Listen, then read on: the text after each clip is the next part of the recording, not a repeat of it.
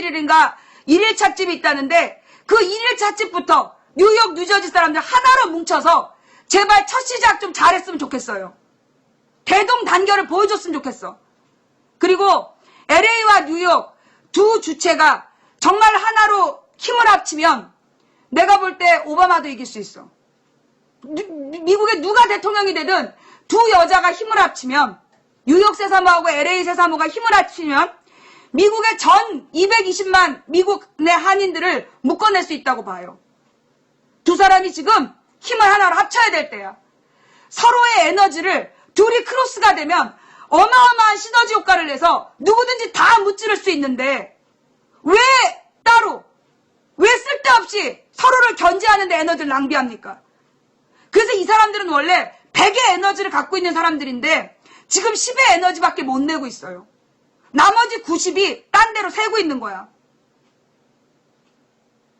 세사모에서 공식으로 요구하는 거는 몰라요. 난 공식적인 요청을 받은 적이 없기 때문에 이 사람 저 사람을 둘러 온 거라서 그것도 세사모라고 얘기하면 안 돼.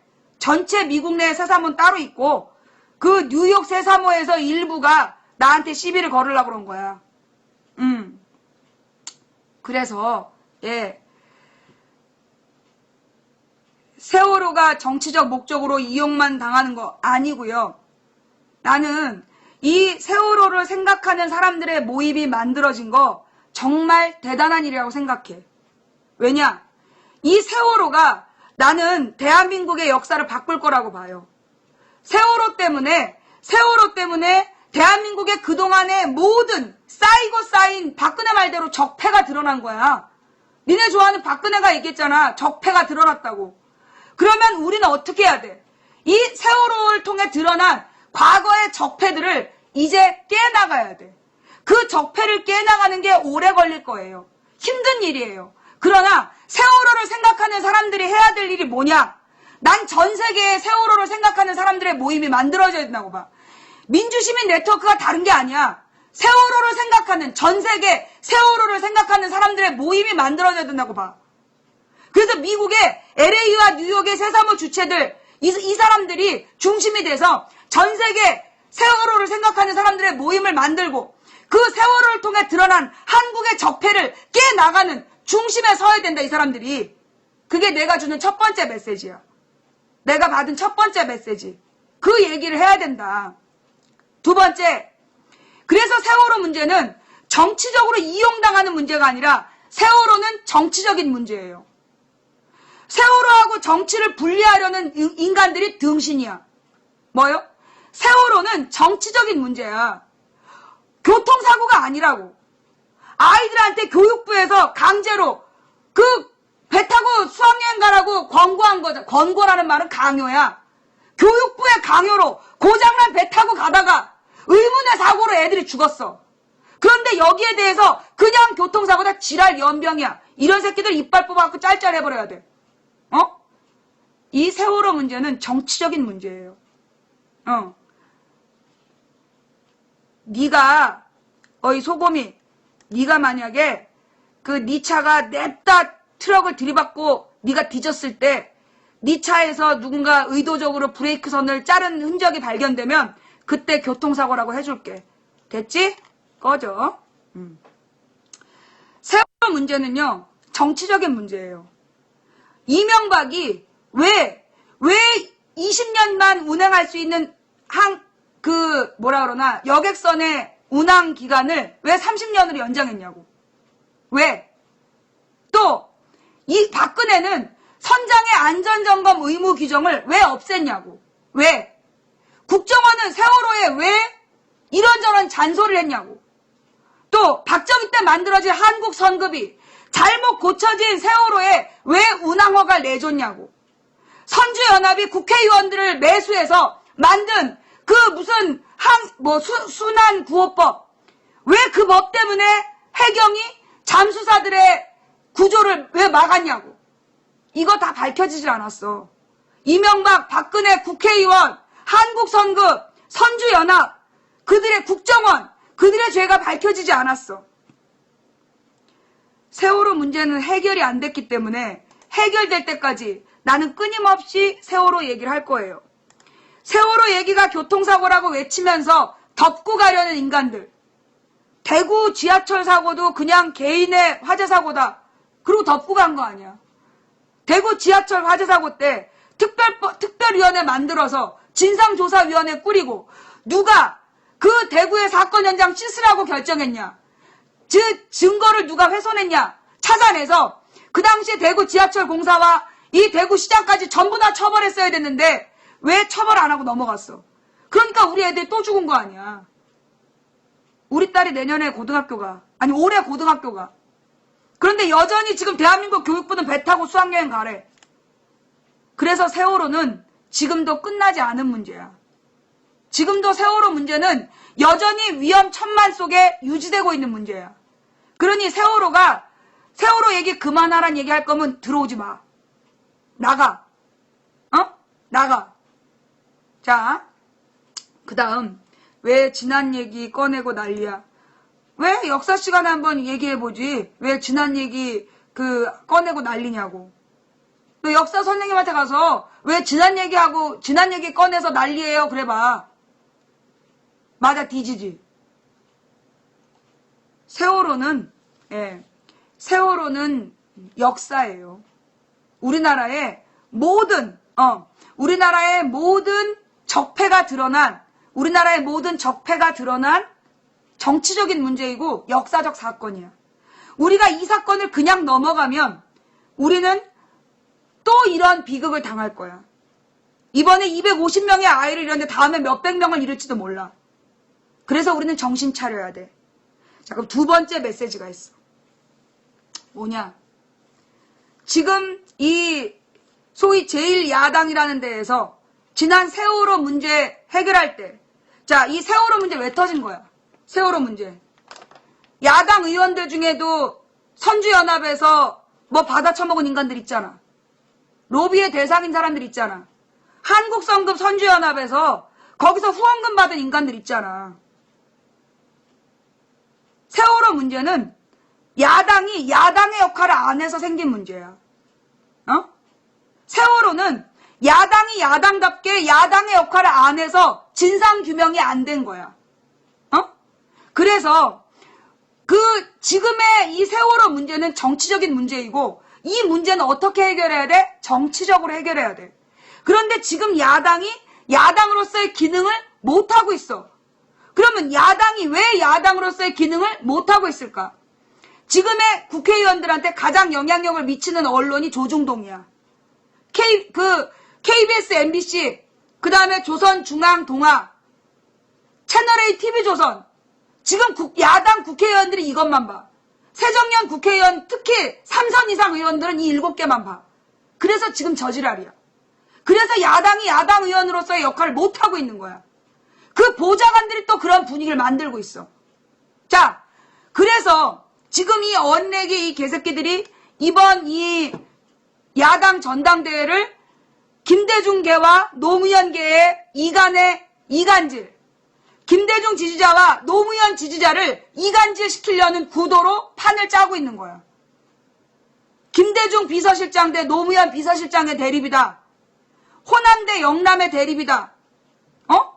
친노 대 비노의 대립이다. 이러면서 지금 제1야당을 분열 이간질 시키는 게 쟤네들의 구도야. 그래서 나는 이번 문제를 이렇게 얘네들이 갈 거라는 걸 예상하고 작년 8월에 내가 비책을 알려줬어. 문재인 후보 측에 내가 비책을 전달했어. 그럼에도 불구하고 지금 아무런 사인이 아직 안 오고 있어. 이대로 가면, 이대로 전당대회를 치르면 둘 중에 누가 살아남든, 김대중 비서실장이 살아남든 노무현 비서실장이 살아남든 절반의 정당밖에 안 돼. 내가 볼 땐. 응? 이대로 가면 김대중 비서실장이 살아남든 노무현 비서실장이 살아남든 이거는 절반의 정당밖에 안 되는 거야. 한쪽이 이기면 나머지 한쪽이 나갈 수밖에 없어. 둘 중에 누가 이기든 이건 지는 싸움이라고. 둘 중에 누가 지든 둘 다 지는 싸움이야. 둘 중에 누가 이기든 둘 다 지는 싸움이야. 이 구도 그대로 언론, 재벌 언론들이 만들어낸 김대중 비서실장과 노무현 비서실장, 친노와 비노의 대립으로 그냥 가면 결국 김대중 지지자와 노무현 지지자를 분열시키고 끝날 거야. 그래서 다음 16년, 17년, 그 다음에 오는 모든 선거 또 말아먹을 거야.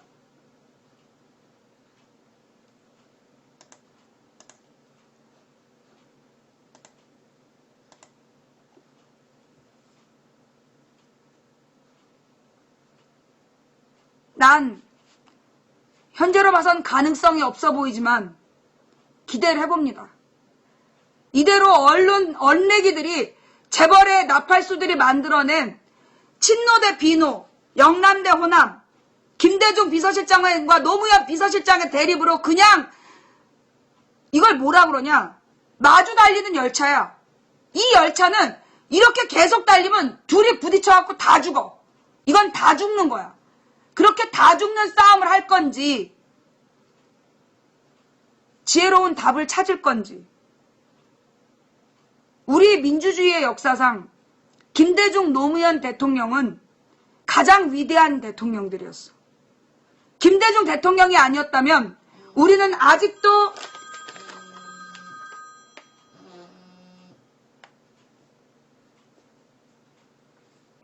여보세요? 네. 네. 김대중 노무현 대통령이 아니었다면 김대중 대통령이 아니었다면 우리는 아직도 IMF 치하에 있을 수도 있어요.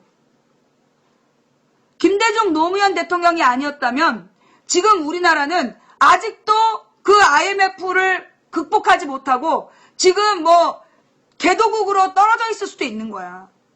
김대중 노무현이었기 때문에 IMF를 극복하고 그리고 노무현 때 우리가 선진국 11위로 들어간 거 아니야. 그죠? 내 말이 틀렸어요? 망치부인 얘기하는 게 맞다 틀리다. 망치부인 얘기에 공감하시면 엄지손가락. 망치부인의 이야기가 맞다. 그러면 엄지손가락. 김대중이 있었기 때문에 IMF를 극복할 수 있었던 거고 노무현이 있었기 때문에 다시 경제 선진국으로 성장할 수 있었던 거야. 그러니까 이명박 박근혜가 말아먹어도 이만큼 유지되고 있는 거야. 내 말이 맞지? 그지? 내 말이 맞죠? 그죠? 그런데 우리가 지금 김대중계와 노무현계로 나눠서 싸워? 누구 좋으라고? 그 위대한 대통령들이 이거 원할 것 같아요? 김대중 대통령은 자기 동교 모아놓고 니네가 80% 양보해라 라고 얘기하셨던 분이야. 노무현 대통령은 친노 정치인들한테 정치하지 말라 그랬던 분들이야. 지금 김대중 노무현 대통령이 오늘 야당의 모습을 보면 뭐라고 얘기하실까? 김대중계와 노무현계를 갈라서 권양숙 여사계와 이휘호 여사계가 싸운다라고 얘기하는 이 꼬라지를 뭐라고 얘기하겠냐고. 이게 두 분 전 대통령이 원하는 꼬라지라고 보십니까?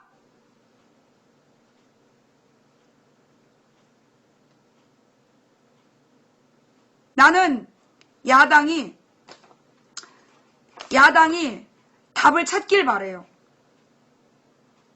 이런 문제를 어떻게 해결할지.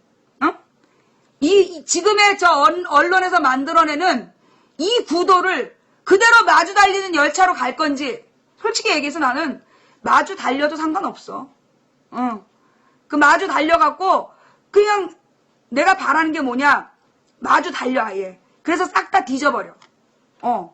싹 다 뒤져버리면 그러면 더 이상 살아남은 자들이 없을 거 아니야. 아예 통진당도 망했겠다. 싹 다 뒤져버리고 새로 만들게. 마주 달려갖고 아니가 대가리 받고 죽어버려. 싹 다 뒤져. 그럼 좋겠네.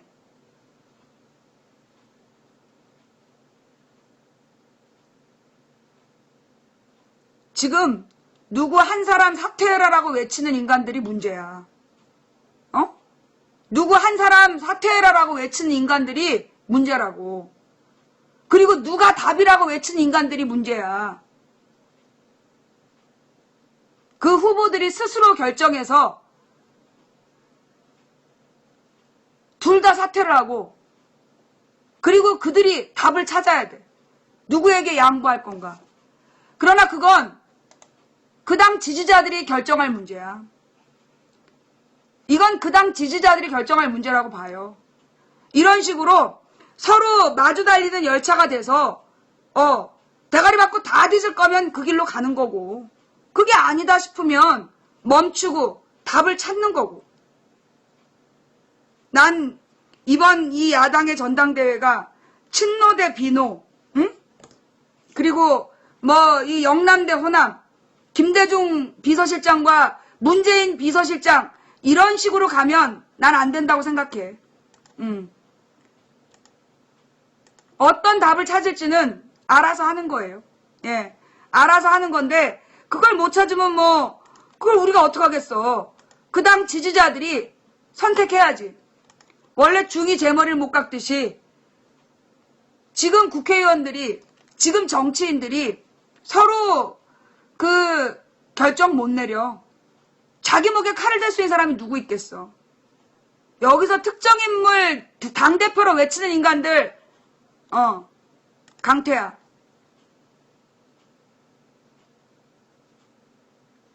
이건 그 민주당 아니 그 뭐 세정연에서 오래 정당운동 했던 사람들 그리고 그 당 지지자들이 결정할 문제야. 이대로 가길 원하느냐? 내가 볼 때는 이대로 가서 어느 한쪽이 이겨도 그건 이기는 거 아니야. 결국은 반쪽짜리 정당이 되는 거예요. 결국 이게 이 공천권을 두고 영남 호남 공천권 두고 이러는 거 아니야. 자기 밥그릇 때문에 국회의원들이 누구한테 줄 쓸까? 그래서 지금 저 모양 저 꼴이야. 과연 답을 찾을 수 있을지 모르겠어요. 지금 상태에서는 답을 찾을 가능성은 별로 없어 보여요. 하지만 아직 끝난 게 아니니까 간절하게 기도나 한번 해봅시다. 여러분이 원하는 방식이 여러분이 가지고 있는 종교가 어떤 형태인지 모르겠지만 여러분이 갖고 있는 종교의 방식대로 기도 한번 해보세요. 지금 이대로 제1야당이 공멸의 길로 달려가면 안 된다. 그리고 지금 우리 국내에서 이 야당의 지지자들이 다 각자 찢어져가지고 서로 진보정당은 진보정당대로 진보정당 내부에서도 두세 개로 나눠져 있고 제1야당 안에서는 영남 호남으로 갈라져 있고 이런 꼬라지로 우리가 이 문제를 해결할 수 있느냐? 없잖아. 하나로 뭉쳐서 모든 진보 세력, 모든 민주 세력 하나로 뭉쳐서 힘을 갖지 않으면 우리는 이 문제 해결할 수가 없어요. 그걸 해결할 수 있는 답이 무엇인지 우리에게 지혜를 달라고 기도 한번 해보세요.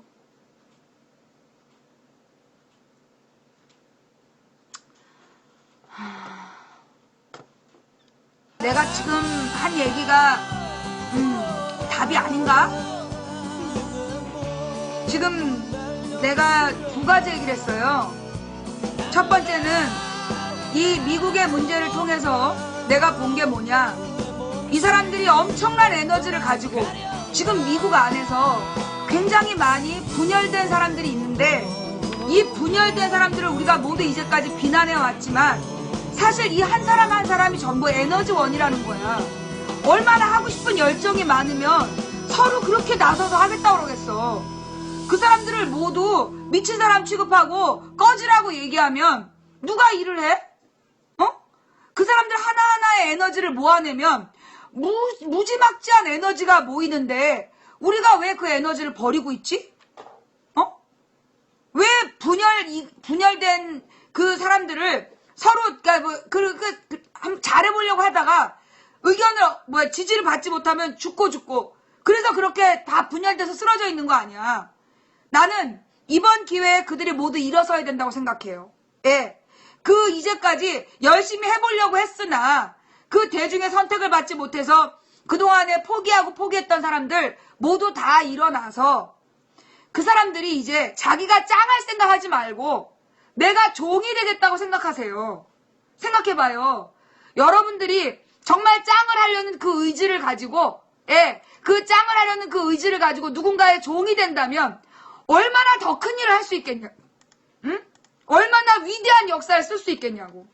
미국 안에서 서로 잘해보려고 그랬다가 실패하고 상처받았던 사람들 이제 다 일어나서 그 사람들이 한 사람 한 사람 우리 다 똑같은 거야.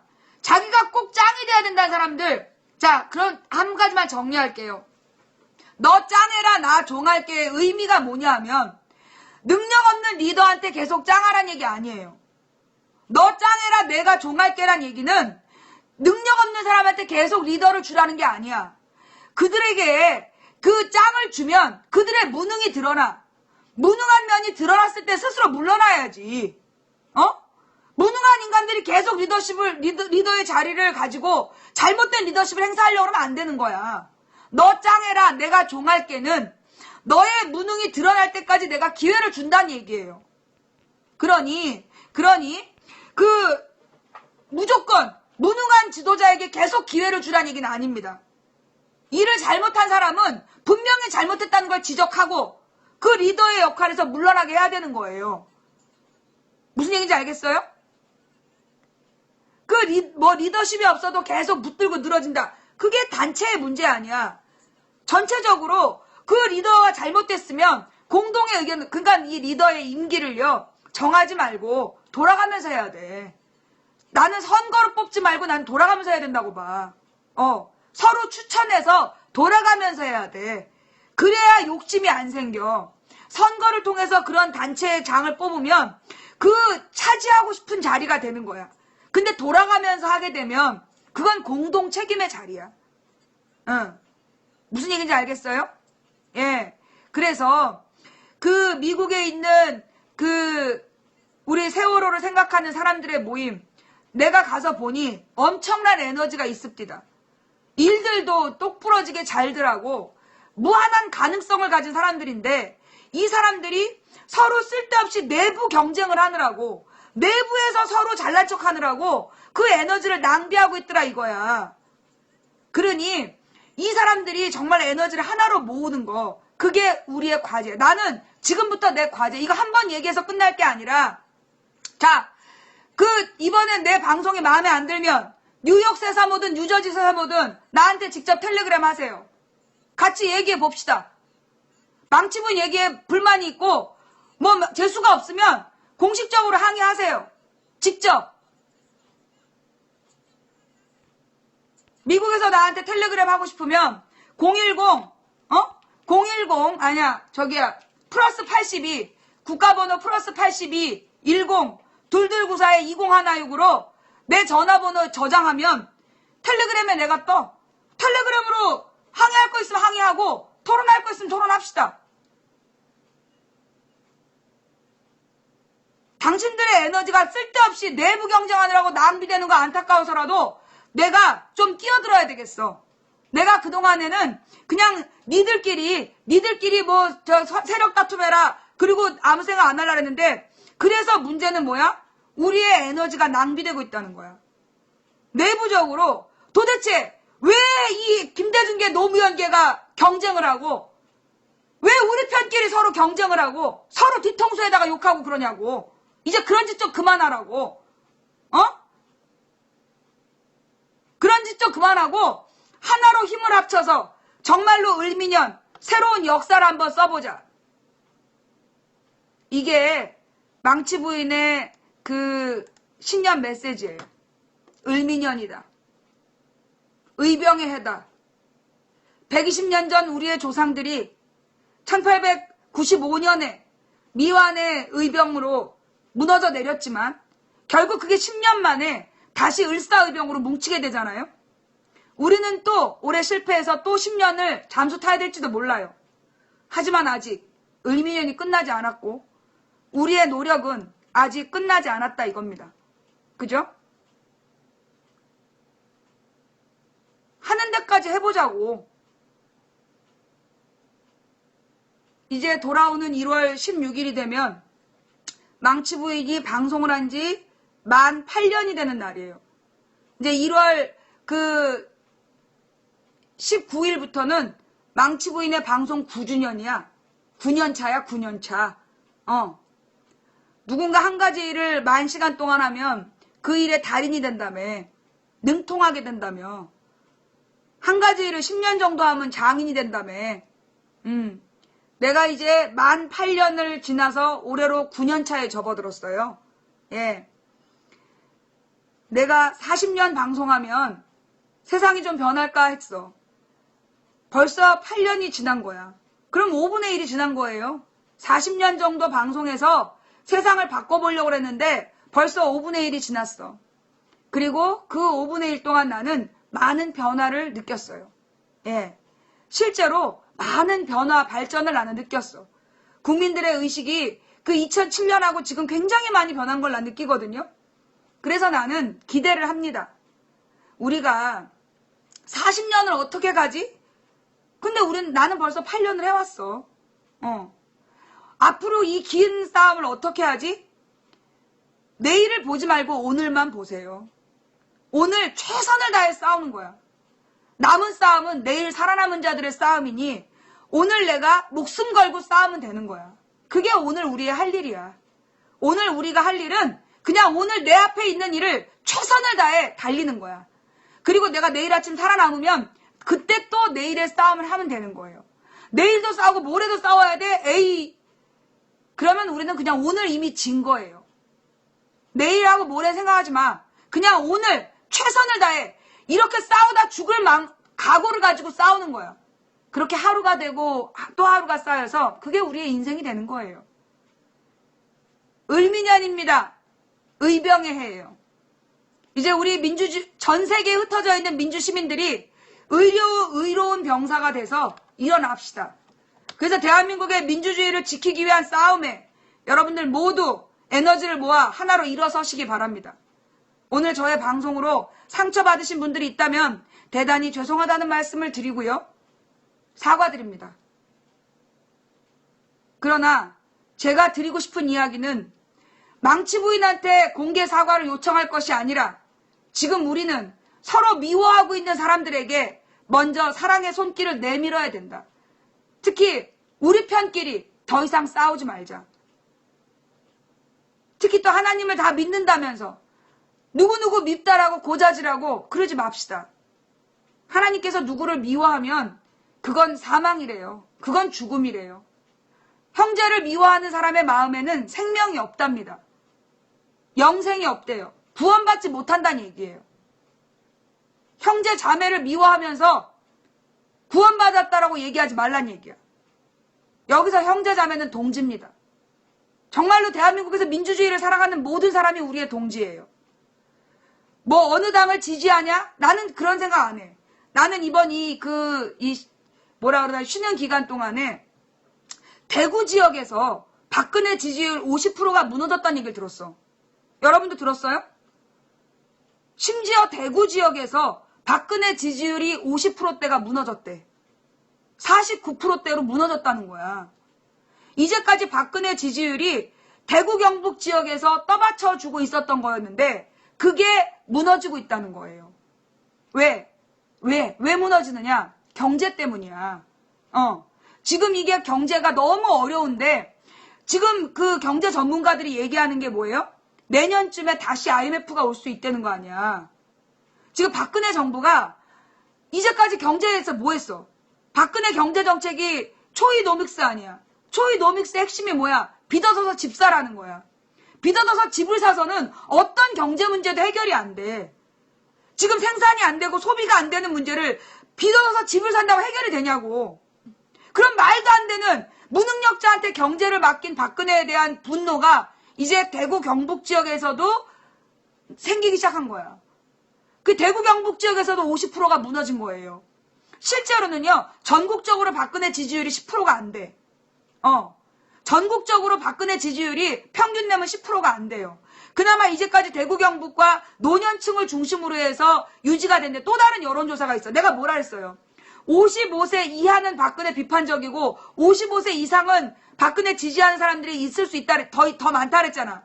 그 55세 기준으로 해서 55세 미만은 박근혜에 대한 비판이 더 많고 55세 이상만 박근혜 지지한다. 그런 여론조사도 나왔어요.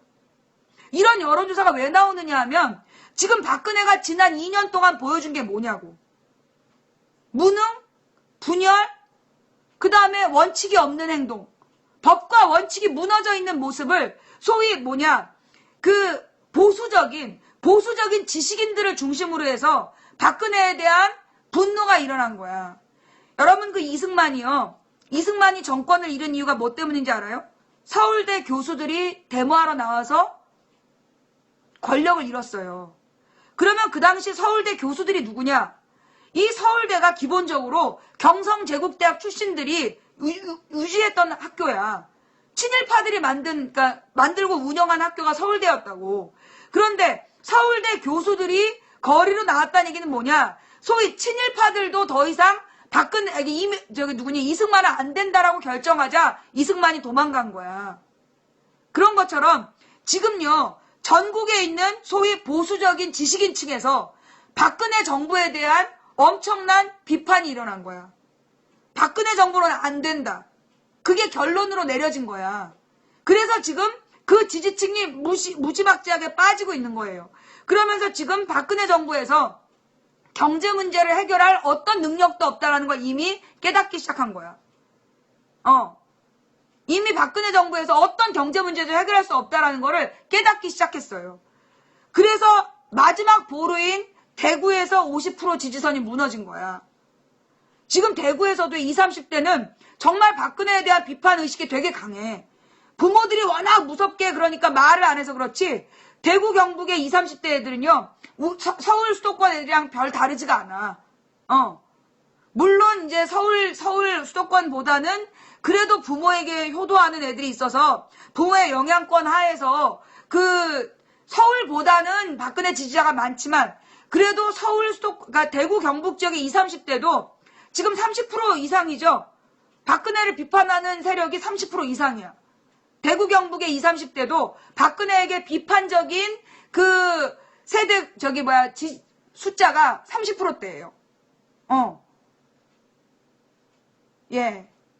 그래서 이제 지금 박근혜 정부의 한계가 도달하고 있는데 언론은 어떤 식으로 몰아가고 있느냐 하면 이 친박과 비박의 대립, 여당도 분열하고 있다. 친박과 비박의 대립이라고. 뭘 대립했는데? 그 대립했다는 내용이 뭐냐?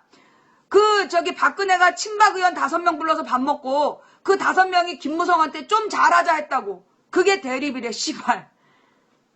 야, 지랄들 좀 그만해라. 박근혜 쪽에서 김무성한테 엄청난 비판을 하고 그런 줄 알았어. 그 신년회 하고 나오면서 좀 잘하자. 그게 대립이래. 씨발. 이게 무슨 얘기냐 하면 얘네들이요. 야당이 뭔가 수를 내서 야당이 뭔가 수를 내서 이 사람들이 정말 사실 지금 내가 궁금한 거 지금 국민들이 현재 야당으로는 안 된다는 의견이 다수 아니야? 내가 잘못 알고 있는 거예요? 내가 느끼기에는 지금 현재 우리나라 국민 중에 55% 이상이 55에서 58 정도 되는 프로테이지가 현재 야당으로는 안 된다는 생각이야. 내 느낌은 그래. 내가 지금 느끼기에는 국민 60% 가까운 숫자가 60%는 좀 안 되는데 60% 가까운 숫자가 지금 현재 야당으로는 안 된다라고 보는 거야. 그래서 뭔가 새롭고 강한 야당이 필요하다라고 지금 보고 있어요. 현재 야당으로는 안 되니까 좀 더 강력한 단일 야당을 만들어야 된다. 그래서 민주 진보 세력이 전부 다 모여서 정말 합리적인 민주사회에 대한 어떤 방향을 이야기하고 그렇게 하나 대한정당이 만들어져야 된다고 보는 거야. 그런데 이거는 지금 있는 걸로 쪼개자는 게 아니라 내가 볼 때는 더하기 아니에요? 지금 있는 거를 다 쪼개서 또 하나를 만들자는 게 아니라 다 합치라는 거 아니야? 내가 지금 잘못 알고 있는 거예요? 국민 58%가 원하는 건 쪼개고 구분하자는 얘기가 아니라 민주 진보 세력 전부 다 하나로 합치자. 내가 지금 잘못 알고 있는 거예요? 똘똘한 진보 세력과 민주 세력 지지자들이 전부 다 모여서 하나의 거대 야당을 만들자. 나는 그렇게 이해하고 있는데 그게 사실이 아닌 거야? 내가 지금 잘못 알고 있는 겁니까? 망치부인 얘기가 맞는 것 같다. 여러분 주변의 분위기가 그런 것 같다. 엄지손가락. 어? 만약에 망치부인 얘기가 틀렸으면 길게 반대하는 의견을 쓰시고 망치부인 얘기에 동의하시면 엄지손가락.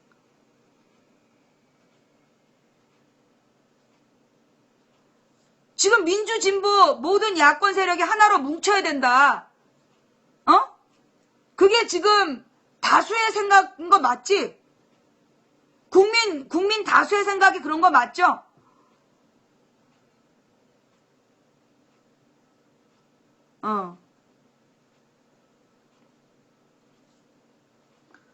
맞지? 내가 지금 제대로 보고 있는 거 맞죠? 자, 그래서 지금 야당은요. 현재 그러니까 우리의 과제가 명확해진 거야. 우리가 여러분 지금 국민들이 절망했잖아요. 우리 국민들이 굉장히 많이 절망하고 있어. 지금 곳곳에서 한숨이 지금 죽음에 이르는 그러니까 절망을 죽음에 이르는 병이라고 그래. 여러분 암 환자들이요. 정말 실제로 암 환자들 중에 계속 긍정적인 생각을 가지고 희망을 가지고 나의 병을 고칠 수 있어라고 생각하는 사람 있잖아. 그런 사람들은 오래 살아. 그런데 난 이제 다 끝났어라고 생각하고 절망하잖아요. 그러면 암이 굉장히 급속도로 퍼져. 그거 알아요? 이게 암 환자들이요. 뭐라 그러나 내가 이 병을 극복할 수 있어 라고 생각하면 이 사람이 그 암의 뭐라 그러나 전이 속도라든가 아니면 암의 확장 속도가 현저히 줄어요. 그런데 난 다 끝났어 라고 생각하는 순간 그걸 걷잡을 수 없게 되는 거야. 예.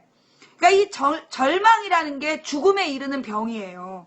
예, 절망이 죽음에 이르는 병이란 말이야.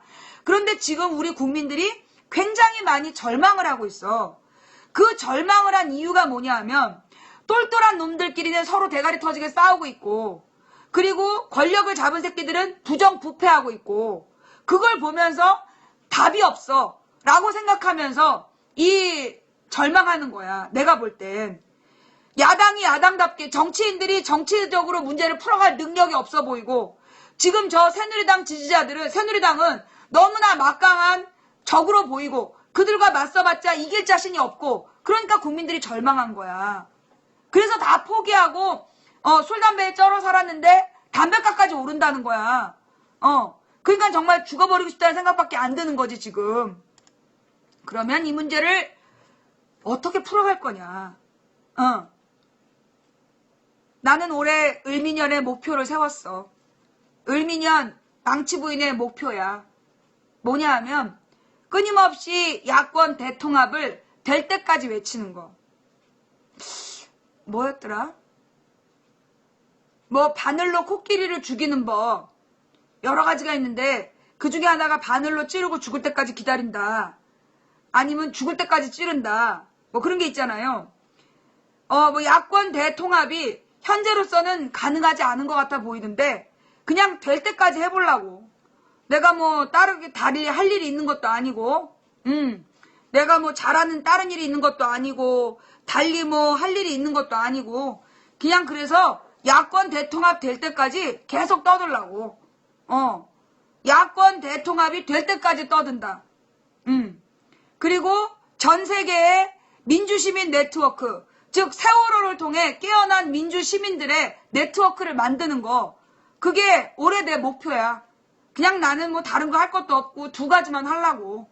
그러면서 이제 보충해서 국정원 댓글 사건의 진실을 밝히는 거, 대선 부정선거에 대해서 국정원 댓글 사건에 대해서 책임자 처벌을 외치는 거, 그리고 이 세월호의 진상 규명, 이 정도 한 4가지면 난 올해 가는 것 같아. 다른 게 할 일이 있는 것도 아니고 내가 다른 거 잘하는 것도 없기 때문에 그냥 올해는 한 4가지? 야권 대통합을 위해 노력한다. 전 세계 민주시민 네트워크를 위해 노력한다. 그 다음에 국정원 댓글 사건의 책임자 처벌을 위해 애쓴다. 마지막으로 세월호 진상규명을 위해 싸운다. 그냥 뭐 한 4가지만 하려고 그러는데 뭐 그 망치 부인이랑 저기 생각이 같으신 분 엄지손가락. 망치 부인이랑 이 4가지 일을 같이 하고 싶다 하는 분들 엄지손가락. 예. 뭐 대형 사고 터지면 5번째 일인 거지. 이 뭐 사자방. 맞다. 미안해, 하나 빠졌어. 예. 그 사자방 비리 주범. 예. 국정원 댓글 사건. 내나 범인이 하나다 보니까. 그잖아요. 국정원 댓글 사건이랑 사자방 비리 주범이 범인이 하나다 보니까. 둘이구나. 범인이 둘이다 보니까 빼먹었어요. 5가지 바꿔서. 첫 번째 야권 대통합. 2번째 전세계 민주시민 네트워크를 만들어서 3가지 싸움을 전개하겠다. 국정원 댓글 사건의 책임자 처벌, 세월호 진상규명, 4번째 사자방 비리 주범 구속수사. 뭐 이 정도면 우리가 1년 금방 가지 않겠어요? 그죠? 자, 그래서요. 우리 그 망치 부인의 올해 신년사는 을미년이다. 의병의 해다. 민주주의와 대한민국의 인권을 지키기 위한 의로운 병사가 돼서 우리 5가지의 목표를 향해 뛰어가자. 첫 번째, 야권 대통합 될 때까지. 2번째, 전 세계 민주시민 네트워크. 전 세계 민주시민 네트워크를 만들 때까지. 그래서 이 2가지를 합쳐서 3가지 싸움을 하겠다. 첫째, 국정원 댓글 사건 책임자 처벌. 2번째, 세월호 진상규명. 3번째, 사자방 비리 진상조사 및 책임자 처벌. 자, 우리 망치 부인과 더불어 올해 해야 될 5가지 일이 정해진 것 같아요. 예. 어떻게, 망치 부인이 제대로 지금 방향 잡은 거예요? 국제시장 이야기 좀 할까요? 네. 국제시장. 이 국제시장 영화가 지금 굉장히 논란이잖아요. 예. 그러니까 그 국제시장을 보고 나서 박근혜와 그 박정희 지지자들이 박정희 미화 영화라 그랬다며. 그러니까 국제시장을 보니까 국제시장을 보고 나서 박근혜와 박정희 지지자들은 이게 박정희를 박정희를 미화한 영화다. 박정희 시대를 그리워하는 영화다. 라고 이제 결론을 내린 거야. 그런데 국제시장을 본 사람들 중에 절반은 그렇게 생각 안 하더라고. 그게 박정희를 미화했다는 영화가 아니다. 그 시대에 고생한 사람들이, 고생한 아버지가 이 고생을 우리 대해서 다행이다라고 끝내는 것은 그 시대가 행복했다는 얘기가 아니다. 그럼 문재인 같은 사람이 그렇게 얘기했더만 국제시장 이야기는 그냥 우리들 서민들의 역사다. 이건 박정희 미화 영화거나 그렇게 박정희가 잘했다는 얘기가 아니다. 예. 그러니까 이 영화를 보고, 그러니까는 이제 뭐 그 영화를 보고 일베가 막 띄웠다 이거 아니야. 그러면서 뭐 옛날에 그 겨울 왕국인가? 그거 띄우듯이, 엘사가 박근혜다 막 이러면서 띄우듯이 국제시장이 뭐 박정희를 미화한 거다. 그게 영화를 보는 그 이해 수준이 딸려서 그런 거야. 가을 허수아비님 방이 내가 지금 방송하는 방이야. 그니까 국제시장이 박정희를 미화했다라고 보는 건 그 이해 수준이 딸려서 그래. IQ 낮은 애들이 그렇게 본 거고, 그 엘사가 박근혜다라고 그 엘사한테 가서 물어봐봐. 디즈니사에다 한번 물어봐봐. 그 엘사가 박근혜래요. 거기 동의하세요? 이렇게 한번 물어봐봐. 엘사 배우가 가만히 있는지 한번 물어봐봐. 엘사가 잘못한 거야? 자, 그런 것처럼 국제시장이 박정희 미화 영화다.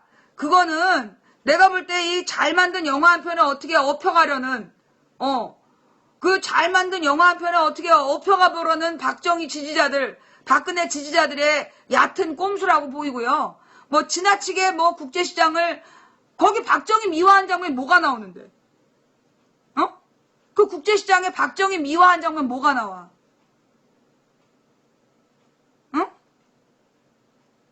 박정희 미화하는, 뭐 박정희가 영웅으로 나와? 그러니까 잘 만든 영화 한 편에 그 업혀가려는 박근혜 지지자들의 그 얕은 꼼수 때문에 괜히 그냥 그 잘 만든 영화 한 편, 저 골로 보내지 마시고요. 예. 그 대사가 그거 아니야? 이 고생 우리 대에서 해서 다행이다. 우리 자식 대가 아니라 우리 대에서 한 게 다행이다. 그게 우리 아버지들의 독백 아니야. 여러분 있잖아요. 내가 이번에 그 미국 캐나다 갔을 때 거기서 뭘 봤냐 하면 파독 광부들 있잖아요. 파독 광부들. 캐나다에 가면, 이거 중요한 얘기야. 캐나다에 가면 파독 광부들이 캐나다에 모여 살아요. 여러분 그거 몰랐죠? 독일로 파견됐던 광부들이 캐나다에서 모여 살고 있다는 거야. 그래서 왜 모여 살고 있냐 그랬더니 이게 이제 이 독일로 파견된 광부를 하러 갔던 사람들이 한국으로 돌아와가지고 아무런 일자리가 없더라는 거야. 박정희가 독일에 갈 때는 막 영웅이라면서 보낸 거야. 그런데 한국으로 돌아왔는데 아무런 먹고 살 방법이 없었던 거야. 그래갖고 거기에 절망한 그 박정희에게 굉장히 화가 난 독일 그 파독 광부들이요. 망명을 하는 거야. 망명을 해가지고 캐나다에 가가지고 파독 광부 모임이 있대. 이 사람들은 기본적으로 박정희와 한국에 대한 실망을 갖고 간 사람들이라는 거야. 내가 캐나다에서 만난 우리 교민이 그 며느리야. 내 강연을 준비했던 그 사람이 그런 식으로 캐나다로 망명해 간 파독 광부들의 모임에 나가고 있는 시아버지를 가진 며느리가 나의 그 강연을 준비했던 사람이에요. 그래서 내가 알았어. 아니, 지금 팩트를 얘기하고 있는데 팩트는이라니. 그 미스터 김이라고 망치 부인을 캐나다로 초청했던 그 교민의 시아버지가 내가 만나서 인사도 했어. 예. 그분이 그런 식으로 모인 분이고, 그렇게 한국이 싫어가지고 망명을 해서 간 독일군, 그러니까 독일 파독 광부들이 모여 살고 있다는 거야. 예. 영화 국제시장에는 안 나오는 파독 광부 이야기, 10명 중 1명은 조국을 등지고, 일부는 빨갱이 누명을 썼다 이런 거죠. 예, 그래서, 예, 이 파독 광부들 얘기가 나오면, 뭐, 박정희 미화다. 그건 잘못된 계산이라는 거야. 옛날에, 내가 살았던, 내가 이제 79년부터 82년까지 살았던 집이 있는데, 그 앞집의 아줌마가 독일 간호사 출신이야.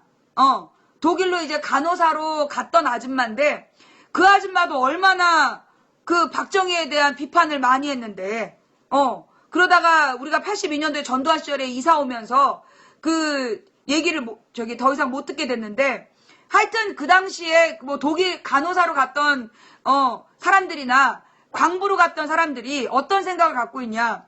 결국 자기네들을 팔아먹은 거 아니냐. 독일에 팔아먹고 그들의 노동력으로 벌어들인 외화로 어떻게 했어요? 그 조국의 근대화에 바쳤다라고 생각했지만 실제로는 재벌들 돈벌이밖에 더 된 거야? 결국 경상도만 먹여 살리고 나머지 뭐 강원도나 충청도 전라도는 여전히 지금까지도 국가 중앙 경제에다가 의존하는 그런 잘못된 박정희 시대의 경제 구조가 만들어진 거 아니야. 그래서 자기들을 팔아먹었다라고 생각해. 실제로 내가 만났던 그 파독 간호사하고 내가 만났던 파독 광부는 그런 마음을 가지고 조국으로부터 버려졌다. 왜냐하면 그 당시에 이제 그 독일로 그 간호사하고 저기를 보냈잖아. 근데 그 당시 독일이 그러니까는 서독 동독이 나눠져 있었고 그 베를린에서 동베를린 서베를린이 서로 이렇게 왕래가 됐다는 거야. 왕래가 됐는데 저기 서베를린에 있던 사람들이 동베를린에 많이 놀러 갔다 왔대. 그 얘기 알아요? 그래서 이제 놀러 갔다 오고 그랬던 거야. 그러니까 독일 사람들이 아무렇지도 않게 서로 놀러 갔다고 왕래를 한 거야. 왜냐하면 그 60년대 70년대가 서독에서 동독에다가 돈을 투입할 때야. 막 투자를 해가지고 동독의 공산주의를 돈으로 무너뜨린 거예요. 서독에서 동독에다가 막 투자를 한 거야. 그래서 동독 사람들한테 돈의 맛을 보게 한 거야. 그래갖고 동독이 나중에 89년 90년대에 무너져 내리잖아. 그래서 통일해버리잖아요. 그렇게 된 이유가 60년대부터 80년대까지 30년 동안 이 서독이 동독에다 돈을 엄청 쏟아부었다는 거야. 그거 무슨 신문 잘 찾아보면 나와. 이 전문가들 얘기야. 그게 통일 비용이라는 거야. 독일에서 통일 비용을 그렇게 지불했다고. 그래가지고 결국은 이제 그래서 서독하고 동독이 자유롭게 왕래를 했던 거지. 우리가 생각하는 것처럼 남북한처럼 서로 그렇게 그러니까 뭐 왕래가 없었던 게 아니라 그 당시에 서독 사람들이 동독 가서 놀고 오고 그랬다는 거야. 그리고 우리나라 광부들 중에 그렇게 동베를린 가서 놀고 오고 그런 사람들이 있었던 거야. 많은 사람들이 그렇게 했대.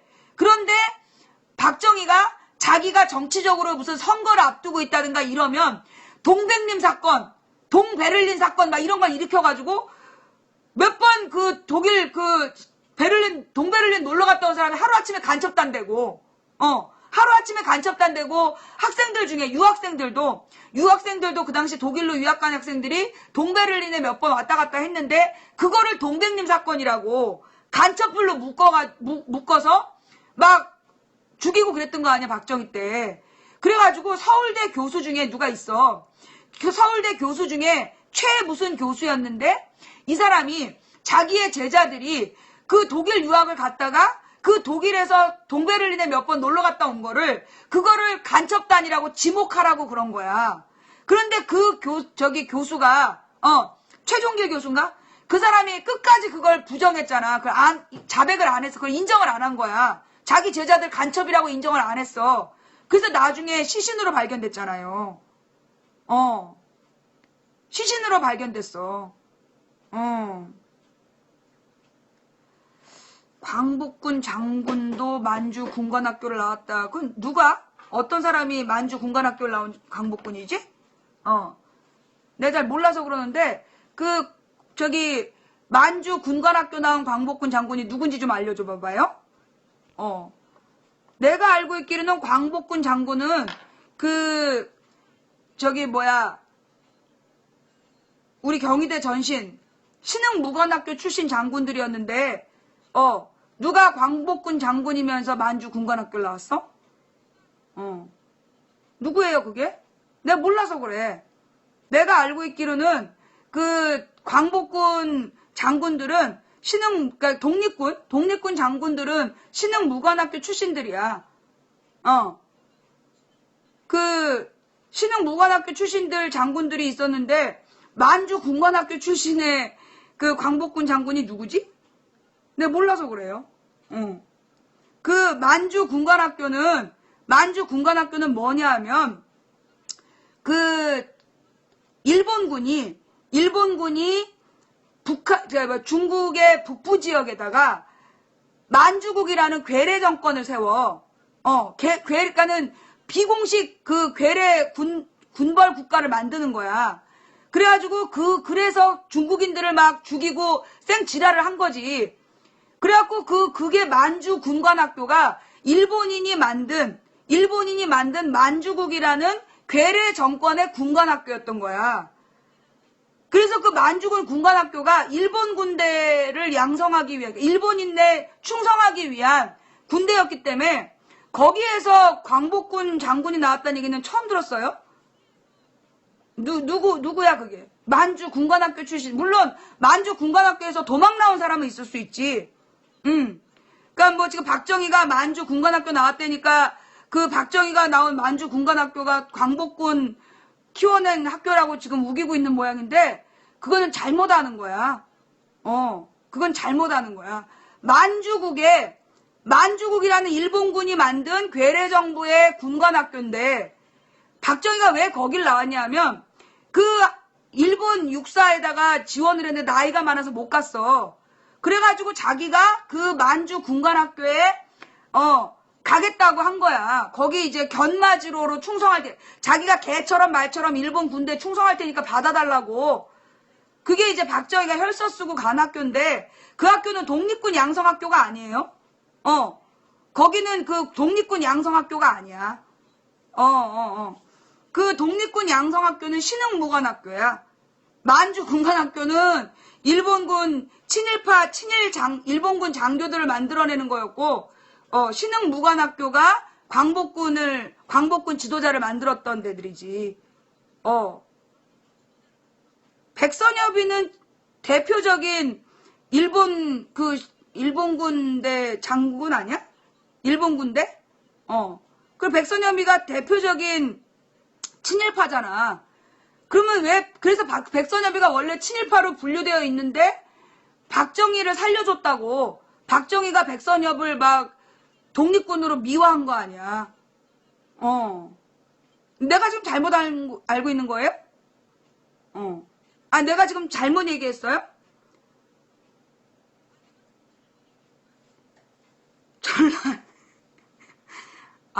우리나라 역사책을 다 전라도에서 만들었다고 보는구나.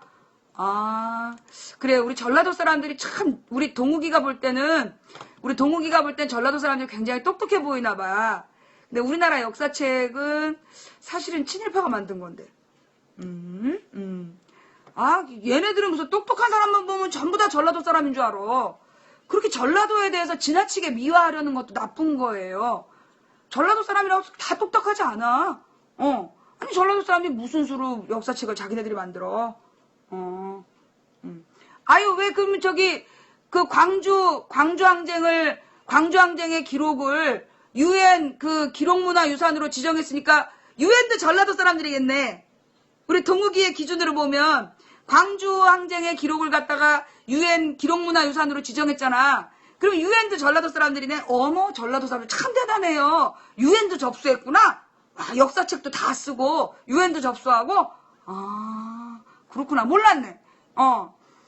전라도 사람들이 그렇게 유능한지 몰랐어요? 그럼 뭐 유네스코도 접수하고 그랬구나. 내가 몰랐어. 지랄 연병 그만하고 가리 닥치고 손가락을 물어. 그러면서 여러분 지금 우리가 놓치고 가면 안 되는 국제정세가 있어요. 여러분 지금요 박근혜가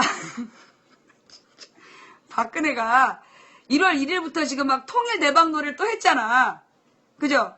통일은 대박 막 이러면서 김정은이가 남북 정상회담도 상황이 되면 할 수 있다 막 그랬잖아.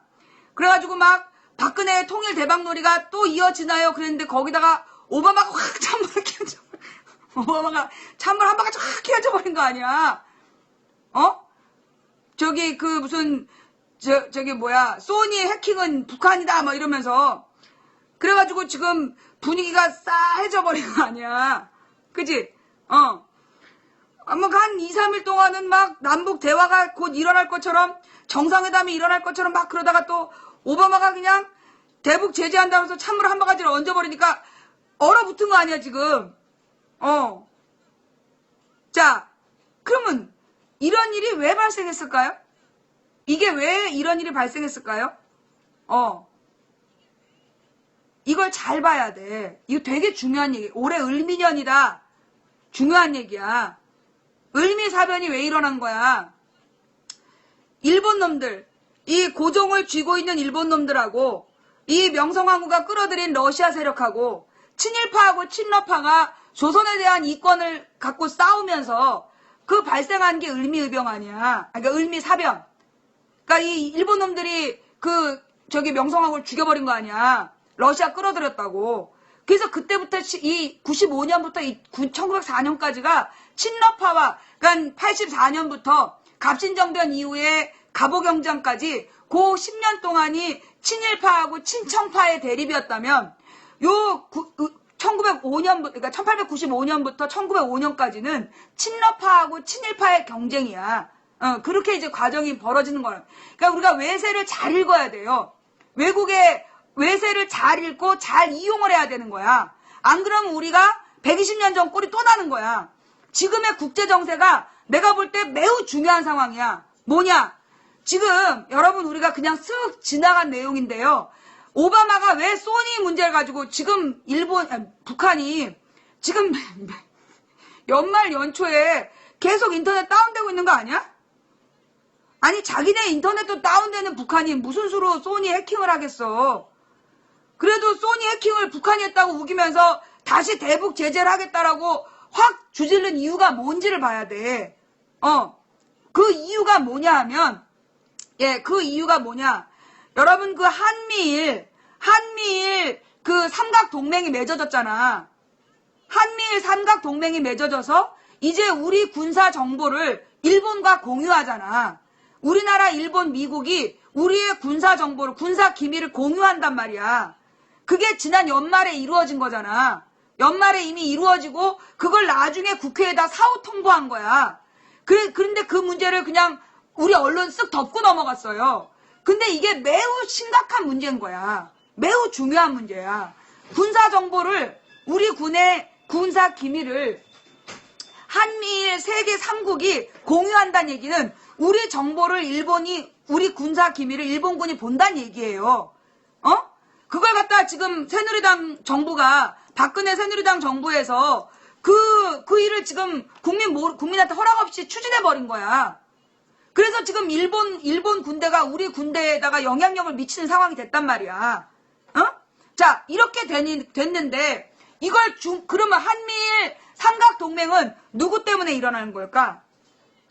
한미일 삼각동맹은 왜 일어난 걸까? 누구를 견제하기 위해서? 북한? 한국과 미국과 일본이 북한을 견제하기 위해서 동맹을 맺었을까? 중국이죠, 중국. 중국과 러시아. 지금 미국이 유럽을, 우크라이나를 통해서 러시아하고 경쟁하고 있는 거야. 미국이 러시아가 이렇게 유럽하고, 이쪽에 유럽에 붙어 있고, 이쪽은 우리 아시아랑 붙어 있는 게 러시아잖아. 이 러시아 밑에가 여기 또 중국이잖아. 그 러시아하고 중국하고 국경을 맞대고 있는 게 우리 한반도잖아. 그래서 지금 중국과 러시아가 미국하고 지금 대립 중이야. 강대국 미국이 러시아, 중국하고 지금 붙고 있는 상황이라고. 그 미국이 한반도에 직접 영향을 못 끼치니까 일본한테 그 돈을 내라고 해서 일본한테 그 지휘권을 주고, 군사작전 지휘권을 주고 일본군이 돈을 내서 한미일 삼각동맹 구도를 지금 유지하고 있단 말이야. 그래서 이쪽 동아시아에서는 일본이 중국과 러시아를 견제하고, 그 다음에 미국이 그 나토를 통해서 우크라이나를 통해서 러시아를 견제하는, 이게 지금 국제정세야. 그래서 지금 미국과 중국, 러시아가 지금 맞짱을 뜨고 있는 그런 상태라고. 그 와중에 지금 이제 박근혜는 나름대로 지금 박근혜 정부에 그러면 잘한 일도 있느냐 없느냐. 나는 지금 박근혜 정부의 외교를 담당한 사람들이 그동안에 이명박하고는 달리, 이명박은 친미, 그것도 미국에서도 공화당 중심적인 정책을 폈어. 근데 박근혜는 그렇지는 않았어요. 이제까지 이명박 때는 중국하고 우리나라 외교 관계가 완전히 박살났었잖아. 그게 왜 그러냐면 이명박이 무식해가지고 중국을 너무 우습게 본 거야. 그래갖고 중국 대사를 불러다가 막 모욕을 주고, 그래갖고 중국 외교가 완전 박살이 났었단 말이야. 그런데 박근혜는 되자마자 미국에 먼저 가지 않고 시진핑한테 먼저 간 거야. 그러면서 박근혜는 시진핑하고의 관계를 계속 잘 풀으려고 노력을 했어. 그래서 중국과 미국의 등거리까지는 아니지만 중국도 신경 쓰는 척을 하는 거지. 그러면 시진핑이 그걸 모르고 예, 그걸 모르고 지금 박근혜한테 놀아나냐? 그게 아니죠. 중국은 알면서도 모른 척하면서 박근혜를 끌어들이는 거야. 한국 정부를 끌어들여서 남북 간에 대화하라고. 지금 작년부터 중국이 계속 남북 대화를 푸시하고 있는 거야. 미는 거야. 그러니까 김정은이도 박근혜랑 만나겠다. 그게 중국의 그 권고 때문이야. 너네가 서로 통해야, 서로 통해야 너네가 살아날 수 있다. 김정은이도 지금 막 경제적인 상황이 너무 안 좋잖아. 그리고 그런데다가 이제 미국이 대북 그 압박을 계속 가해오고 있고, 유엔에서 무슨 인권 선언이 막 채택되고, 이게 북한에 대한 세계적인 압박을 계속 하겠다는 뜻이니까 숨구멍이 필요했고, 그때 이제 중국에서 남북 간의 대화를 이제 하게 한다는 얘기잖아. 그 얘기는 뭐냐? 결국 지금 중국이 남북 대화를 끌어내는 이유는 한미일 동맹 체제를 흔드는 거예요. 중국이 한미일 동맹 체제를 흔들기 위해서 남북 대화를 하는 거야. 그러니까 지금 박근혜는 지금 줄타기를 하고 있는 거야. 중국 쪽으로 갔다, 미국 쪽으로 갔다. 줄타기를 지금 하고 있는 거야. 잘못하면 둘이 확 끊어버릴 수도 있어. 확 끊어버릴 수도 있어. 지금 그래서 국제적인 지금 분위기가, 지금 현재 국제적인 분위기가 한미일 삼각 동맹을 중심으로 해서 미국이 한국을 딱 묶었다고 생각했는데 지금 남북 대화를 하겠다는 거야. 중국 주선으로. 그러니까 중국과 러시아, 그러면서 러시아가 이번에 러시아에서 박근혜하고 김정은을 러시아로 불러서 거기서 자연스럽게 둘을 만나게 하겠다 이거 아니야. 딱 보이지 않아? 그러니까 이게 지금 중국하고 러시아는 남북 관계를 풀겠다라고 계속 얘기하고 있는 거야. 왜? 한반도는 유라시아 대륙이다. 미국 빠져라야. 미국하고 일본 빠져라야. 근데 일본 같은 경우에는 지금 자기네 땅에 이렇게 가라앉고 있는 상황이고, 어떻게든지 한반도로 지금 진출해야 되는 상황이고, 미국을 등에 업고 지금 우리나라 국토를 지금 노리고 있는 거 아니야. 그런 상황에서 지금 똑바로 해야 돼. 박근혜 정부에서 어떤 그 외교 정책을 펴느냐에 따라서 우리나라를 일본에 팔아먹을 수도 있는 거야, 지금. 일본이냐 우리나라를 먹을 수도 있는 상황이야. 지금 중국과 러시아는 남북관계 개선을 도모하고 있고, 미국은 지금 남북관계를 계속 파토내려고 하고 있고, 남북관계가 파토내야 남한 내 할머니, 할아버지들을 막 추동해가지고 한미일 삼각동맹. 근데 우리 할머니, 할아버지들이 또 일본군하고 군사 기밀을 맺었다. 이 부분에서 껄끄러우신 거야. 우리 할머니, 할아버지들이 뉴스 안 듣는 것 같아도 뉴스를 들으시거든. 지금 박근혜가 일본에다가 우리 정부를 팔아먹고 있다. 우리 정보를, 군사 기밀을 지금 팔기로 한 거 아니야. 공유한다는 얘기 뭐야? 팔아먹는 거 아니에요. 그러다 보니까 지금 미국이 그래서 소니 문제를 가지고 찬물을 끼얹고 있는 거야. 그래서 지금 박근혜가 통일 대박놀이를 하다가, 그러니까 아마 지금 이제 이번 주에 뭔가 뭐 연예인 사건이라든가 큰 사건이, 왜냐면 지난주에 통일놀이를 너무 많이 했어. 통일 파리를 되게 많이 했단 말이야. 남북 정상회담 막 얘기 나오면서 통일과 남북 정상회담 분위기를 막 띄워놨는데 오바마가 찬물을 찌끄러 버렸기 때문에 여기서 뭔가 대안이 필요해. 뭔가 이제 다른 그 뭐 연예인 사건이라든가 뭔가를 또 해서 덮고 가고 싶겠지. 아니야, 나 신문 많이 안 읽었어. 신문 많이 안 읽고 그 몇 가지 이야기를 들려주신 거지.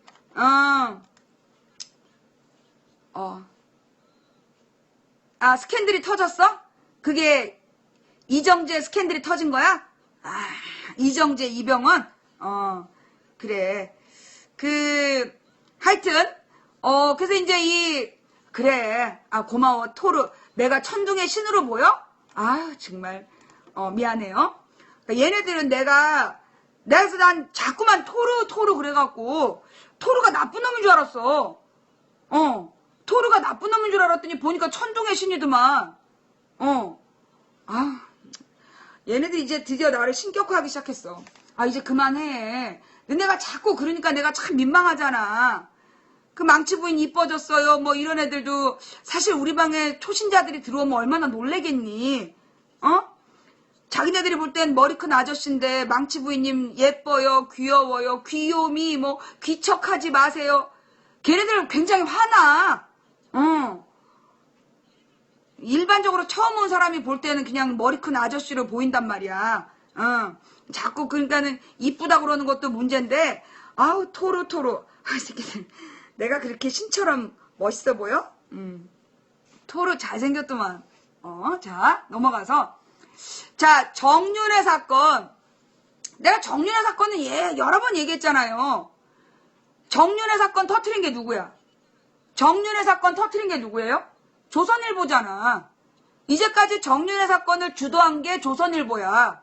그러면 이 조선일보하고 정윤회하고의 어떤 관계가 있느냐? 자, 내가 그랬잖아요. 박근혜의 세력 기반은 소위 박정희 전두환 때 만들어진 군부 권력, 군부 세력을 바탕으로 한 권력이야. 그때 양성된 무슨 공안 검사 출신, 늙은 검사 출신이 박근혜의 지지 세력이라면, 군인 출신이나 공안 검사 출신이 박근혜의 세력 기반이라면, 이명박의 세력 기반은, 이명박이나 김무성의 세력 기반은 누구냐? 소위 김영삼, 그러니까 노태우 김영삼 때부터 득세하기 시작한 재벌그룹이야. 노태우 김영삼 김대중 노무현 20년 동안 권력과 돈을 키워갔던 재벌그룹, 그들이 소위 친이계인 거지. 그래서 소위 이제 새누리당 지지 세력은 요 그 두 가지 세력으로 나눌 수가 있는 거죠. 그러니까 늙고 고집센 과거 군부 세력, 그 다음에 소위 이제 이 노태우 김영삼 때부터 김대중 노무현도 재벌을 견제하지 못했잖아. 그 20년 동안 성장한 재벌 세력, 그들이 지금 친이 친박으로 경쟁을 하고 있고, 그 중에 이 재벌 세력이 갖고 있는 게 언론이잖아. 언론에다가 얘네들이 계속해서 그 광고비를 내고 있다고. 그래서 재벌계가 언론을 쥐고 흔들고 있는데, 그 언론이 정윤회 문제를 터뜨렸다고. 그 정윤회 문제는 뭐겠어? 박근혜 엿먹이는 거지. 한마디로 이 군부계, 옛날에 그 군부계 엿먹이는 사건인 거야. 그래서 내가 볼 때 지들끼리의 권력 다툼이지 박근혜 길들이기이고, 그러니까 박근혜는 거기 열받아가지고 막 조연아 구속시켜버리고 그러는 거지. 그리고 그 누구야? SK 사면 안 해주겠다 이러면서 재벌 길들이기. 그러니까 재벌은 언론을 통해 정윤회 스캔들을 자꾸 띄워서 박근혜를 엿먹이고 있고, 박근혜는 재벌들의 그 사면권을 가지고 서로 길들이기를 하고 있고, 라는 그 합리적 의심이 든다 이런 거지. 순위가 많이 떨어졌어요. 그동안 방송을 못했더니 한 열흘 가까이 방송을 못했잖아 내가. 그랬더니만 순위가 오늘 285위야. 예. 자, 또 궁금한 거 있어요? 또 궁금한 거. 지금 벌가하고 이렇게 혼맥으로 다 연결되어 있어. 김무성은, 자, 그게 이해가 되지. 김무성은 사면시켜야 된다 그러고 박근혜는 안 해주고, 이제 구도가 딱 이해가 되지. 그 구도가 이해가 되지. 재벌계와 옛 군부계가 한마디로 막 고문해갖고 간첩 만들던 그 박근혜 지지계와, 그 다음에 그 재벌들, 소위 이 재벌들이, 근데 그러면 얘네들은 진짜 적이냐? 적인 척 하는 거야.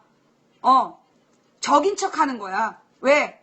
지금 야권이 뭐 힘을 합친다든가 이래가지고 크지 못하도록. 이게 이명박 때부터 언론이 만들어낸 프레임이에요. 뭐냐 하면 야당의 존재감을 없애버리는 거야. 만약에 이번에 야권에서 결국은 이제 뭐 김대중계 노무현계가 붙어갖고 뭐 예를 들어 노무현계가 이겼다. 그러면 막 젊은 그 노무현 지지자들이 다시 뭉치고 야권이 또 클 수 있잖아. 그러니까 이제 그렇게 될 때 대비해서 야권으로 가는 그 카메라를 지금 이 여권이 분열되는 척 하면서 보여주는 거야. 내부 싸움을 하는 것처럼 보여주는 거예요. 그래서 야권의 존재감을 없애버리고 그 김무성과 박근혜가 마치 대립하는 것처럼, 씨발 대립은 무슨 대립이야. 내나 한 패인데. 그 옛날에 이명박이 4대강 한다. 그럼 박근혜가 좀 신중해라. 그러면 막 카메라, 그때 야당은 막 4대강 반대를 위해 막 삭발하고 막 길거리로 나가서 싸움한다는데 아무도 카메라가 안 가. 그리고 박근혜가 신중하라 그랬다고 박근혜는 집 앞에서 한 일주일 동안 막 기다려.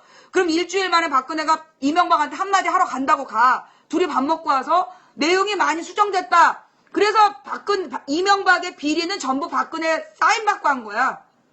이명박의 4대강 비리, 자원외교 비리, 방산 비리 전부 박근혜가 동의해 준 거야. 박근혜 동의 없이 할 수가 없었어. 그러니까 박근혜가 마치 이명박을 딱 비판하는 것처럼 하지만 결국 밥 한 끼 먹고 다 그냥 도장 찍어준 거야. 그게 이명박 때 박근혜가 마치 이명박을 비판하는 것처럼 해서 모든 언론을 이쪽으로 박근혜한테로 몰았던 거란 말이야. 지금 그걸 김무성한테 하려는 거야. 언론이 김무성을 막 띄워가지고 김무성이 박근혜를 견제하는 것처럼 생쇼를 또 하는 거지. 거기 넘어가면 등신인 거야. 뭔 말인지 알아듣겠어? 예. 니 왜 사냐? 반사? 너는 왜 살아? 그니까 뭐라 그러나, 남잔지 여잔지 이해가 안 되면 너는 이 방송 왜 듣고 있어? 꺼져. 그래서 누가 나쁜 사람인가요? 그걸 나한테 물어보는 수준이면 그냥 나가. 내가 너를 앉혀놓고 지금부터 100일 동안 너를 가르쳐봐도 네가 동굴에 앉아갖고 100일 동안 쑥하고 마늘을 먹어도 사람이 될 가능성이 없다. 그냥 너는 갈 길을 가라. 아유, 들어올 때 지능 검사를 할 수도 없고 이거 정말. 어떻게 자 이제 나머지는 다 이해들 되셨는가? 망치 부인이 간만에 나타나가지고 혹시 내가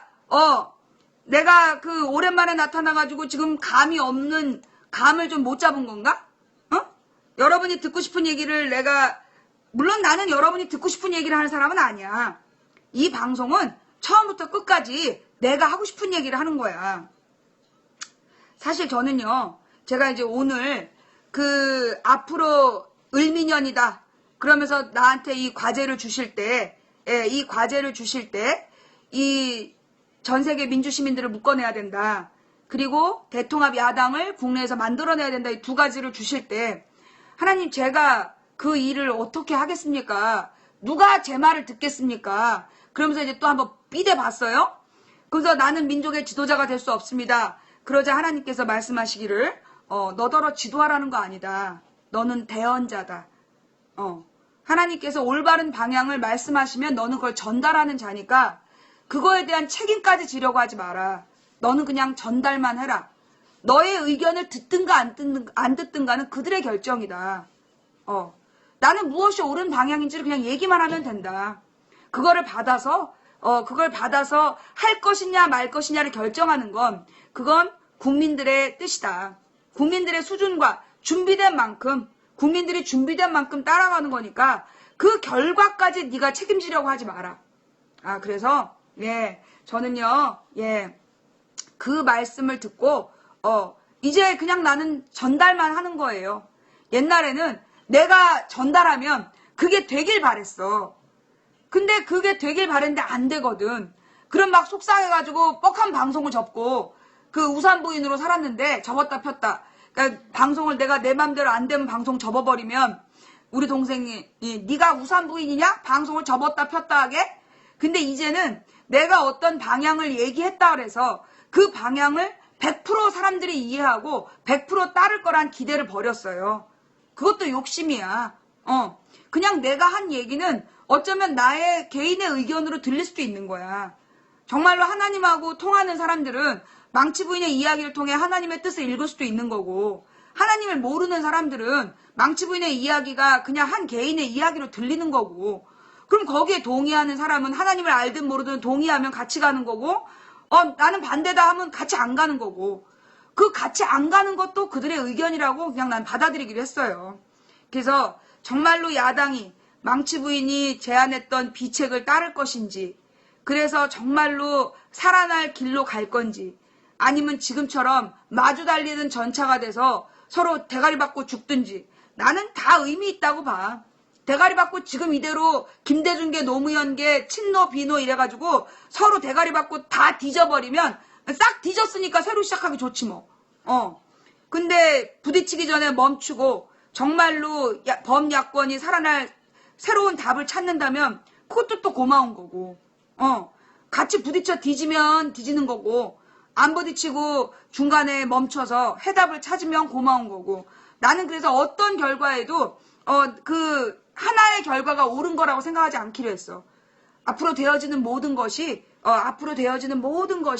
하나님의 뜻 안에서 될 거라는 믿음을 가지고 나는 다만 오늘 내가 외쳐야 될 바를 외칠 뿐이에요. 맨 처음에 내가 이야기했던 대로 나는 광야에서 외치는 자의 소리가 되어 듣든가 말든가 나는 외칠 뿐이다. 그리고 내 목을 잘라서 왕에게 바치거나 말거나 어쨌거나 나는 해야 될 일을 하면 되는 거다. 그러니 나는 그 욕심과 기대가 때때로는 우리에게 덫이 된다는 생각을 해요. 욕심과 기대가 에너지가 될 수도 있는데 때때로는 덫이 돼. 욕심과 기대가 너무 커지면 그 욕심과 기대가 너무 무거워서 일어서기 전에 무너져 내리는 것 같아. 그래서 어느 정도 기대감을 갖는 건 좋지만 그 기대대로 안 되면 다 박살이다 이런 생각은 좀 아닌 것 같아. 그래서 사실 그렇잖아요. 내 생각이 100% 맞다고 누가 그래? 내 생각이 100% 맞는 건 아니야. 그러니 여러분도 모두 그렇게 생각하세요. 여러분의 생각이 100% 맞는 게 아닐 수도 있다. 그러니 우리가 다 같이 답을 찾아가자. 나는 새누리당을 증오하지만 그러면 새누리당 지지자들은 다 죽어야 되냐? 난 아니라고 생각해요. 난 새누리당 지지자들이 새누리당을 버리고 정말로 민주와 인권을 사랑하는 상식이 통하는 합리적인 민주시민이 되길 바래.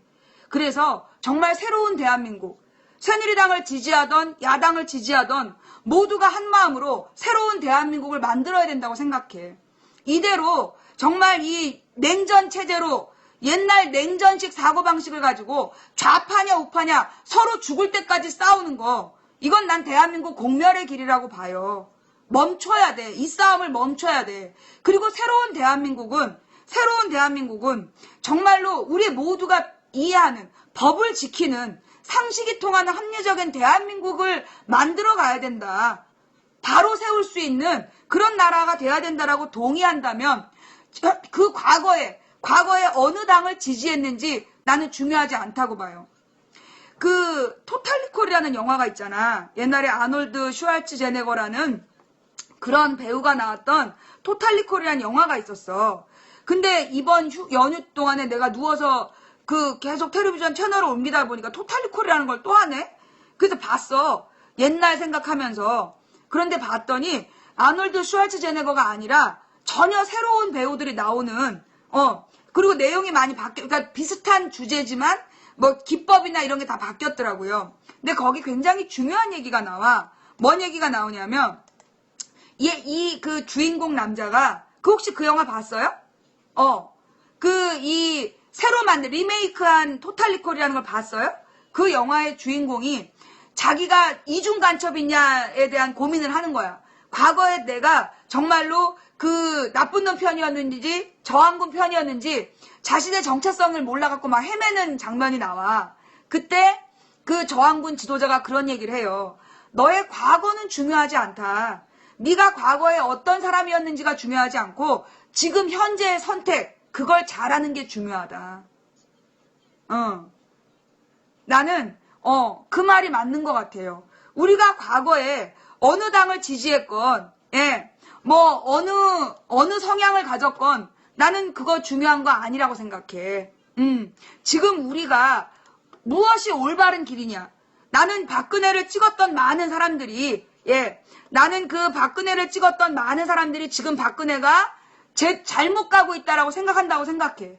상식이 있는 사람들은 박근혜가 지금 전혀 기대에 못 미치는, 사실 박근혜를 찍은 사람들이 미쳐서 찍었겠어요? 솔직히 박근혜가 문재인보다 더 유능해 보였어. 내가 봐도 박근혜가 문재인보다 유능해 보였다니까? 물론 그게 박근혜를 잘 포장한 선전팀의 공작이었지만 그럼에도 불구하고 박근혜가 유능해 보여서 찍어준 거야. 그런데 유능해 보여서 찍은 사람들은 유능할 거란 기대를 갖고 찍은 거예요. 그런데 박근혜가 여지없이 무능했어. 정말 상상을 초월할 정도로 무능했잖아. 그러면 유능하길 기대하고 찍은 사람들은 등 돌릴 수밖에 없는 거야. 그런데 여러분이 너 옛날에 박근혜 찍었지? 라면서 너는 적이야 라고 얘기하면 그 사람들은 돌아올 곳이 없어. 그렇잖아.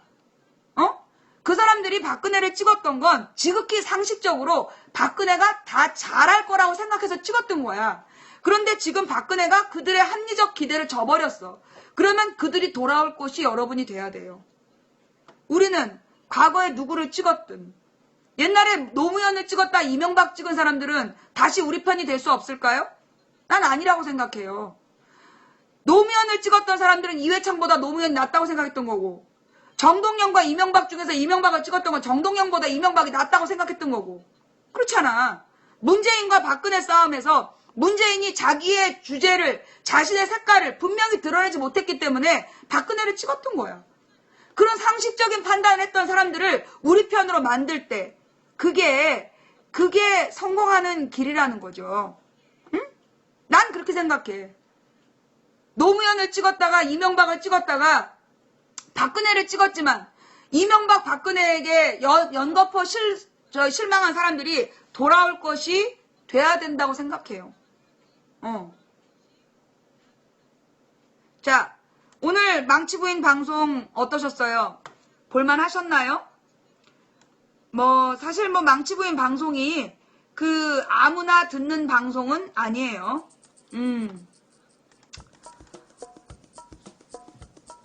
아무나 다 이해할 수 있는 방송은 아닌데, 그래도 한번 얘기는 해보는 거야. 한번 이제 뿌려보고, 이 중에 10%만 알아들어도 성공한 거지 뭐. 하루에 200명을 설득했다 그러면 성공한 거 아니겠어? 난 그렇게 생각해, 이제. 옛날에는 2,500명, 3,000명이 보면 다 내 말 알아들을 줄 알았는데, 꼭 그렇지만도 않더라고. 근데 내가 이제 한번 뿌려보고, 그 중에 10%만 알아들어도, 어휴, 대박 친 거다. 라고 생각해요. 내가 어디 가서 이 사람들 또 만나겠어. 그죠? 예. 자, 오늘 여러분 제가 그동안에 방송 못하고, 여러분 기다리시게 해서 죄송해요. 사실 이제 내가, 마음이 준비되지 않으면 말을 못해. 마음이 정리되지 않으면 방송을 못하는데, 지난 2주일 동안 내가, 이 마음을, 마음을 잡지를 못했어. 내 마음을 잡지를 못해가지고, 음악을 이렇게 들어도 되나? 소리가 나오는구나. 예. 내 마음을 잡지를 못해서 내가 방송을 못하고 지난 2주일 동안 이렇게 잠수를 타고 고민을 많이 했어요. 그래서 결국 답을 찾았어. 근데 이 컴퓨터가 고장난 것도 어떻게 보면 내가 생각을 정리할 시간을 주셨던 것 같아. 컴퓨터 고장을 계속해서 컴퓨터가 고장나 있었는데 오늘 알았다니까? 똑같은 화면인데 오늘에서야 원인을 알았어. 그래서 이제는 더 이상 두렵지가 않은데, 어쨌거나 그동안에 그러니까 컴퓨터가 고장나 있었던 것도 이게 다 하나님의 뜻이라고 봐. 왜냐하면 그 2주간에 내가 지난주에 방송을 했다면 나는 답을 찾지 못한 상태에서 굉장한 독서를 퍼부었을 것이고, 어쩌면 여러분들 모두를 다 절망시켰을지도 몰라. 내 답을 깨달을 때까지 하나님께서 쉴 수 있는, 잠잠히 내 안에를 들여다볼 수 있는 기회를 주셨던 것 같아요. 그래서, 여러분 오늘 방송 마음에 안 드셨다면 미안하고요. 마음에 드셨다라면 추천 좀 부탁드리고요. 예. 아직까지 추천 안 하고 본 인간들은 누굴까? 오늘 여러분이 주신 초콜릿은 망치부인의, 불타는 10미닛, 쓸 만드는데 사용되고요. 여러분이 보내주신 스티커는 망치부인 방을 1000명방 만드는데 사용되고 있어요. 사실 오늘 마지막 스티커를 다 썼어. 어떤 사람이 나한테 화질을 좋게 하려면 스티커를 2,500개를 또 써서 화질을 좋게 만들라는데, 오늘 내가 가진 스티커 다 썼어. 다음 주부터는 그냥 500명 방으로 해야 돼. 스티커가 그렇게 많지가 않네. 예, 마지막 스티커를 다 썼어요. 그 다음에 여러분이 보내주신 별풍선으로는 망치부인의 방송 제작비가 꽤 들어요. 하여튼 오늘 선물해주신 후원해주신 모든 분들께 감사드리고, 많은 분들이 망치부인한테 후원하고 싶다. 후원 계좌를 열어달라 이러시는데요. 제가 시의원 부인이라서 서울시의원 부인이라 후원 계좌를 만들 수가 없어요. 후원 계좌를 만들면 선거법에 위반이 돼요. 그래서 제가 계좌를 만들 수가 없고요. 제가 공식적으로 받을 수 있는 후원은 오로지 아프리카의 유료 아이템밖에 없어요. 네, 그거 이해 좀 해주시고요. 그 다음에 제가 어디다 공개적으로 기부도 할 수가 없어요. 예, 그것도 선거법 위반이기 때문에. 그러니까는 망치부인아, 너 별풍선 받아서 어디에다가 기부해라. 그런 얘기 하지 마세요. 제가 기부하면 선거법 위반입니다. 네.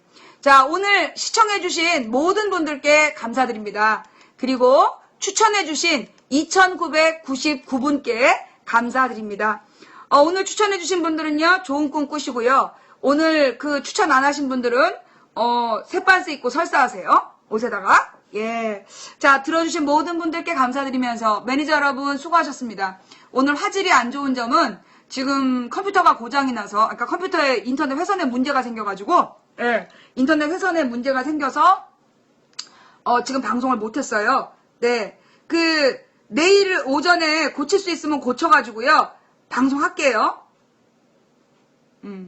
인터넷 회선 뭐가 문제인지 한번 찾아볼게요. 감사합니다. 지금까지 도봉구 창동 사는 불량주부 망치 부인이 운영한 생방송 시사 스타방이었습니다. 시청해주신 모든 분들께 감사드리면서요. 다음 방송은 내일 낮 2시. 예, 후원해주신 여러분 다시 한번 감사드립니다. 추천해주신 여러분 또 감사드립니다. 감사합니다. 망치 부인이었습니다.